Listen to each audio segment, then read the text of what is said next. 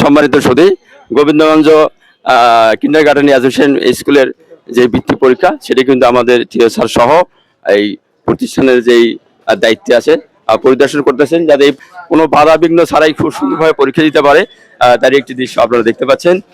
তো স্যার কিন্তু নিজে সরজমিনে দেখতেছেন যে কোনো প্রতিবন্ধকতা আছে কিনা, কোনো রকম সমস্যা আছে কিনা, সেই বিষয়টি তুলে ধরার চেষ্টা করছি আমরা। এখানে প্রত্যেকটা রুম পর্যায়ক্রমে আমাদের এখানে আরো সাংবাদিক ভাইয়েরা আছেন, সবাই কিন্তু আজকের এই পরীক্ষাটা দেখে খুবই আনন্দিত, কারণ একেবারে ছোট মানুষ যারা ভয় ভীতিকে অতিক্রম করে স্বতঃস্ফূর্তভাবে যাতে পরীক্ষা দিতে পারে।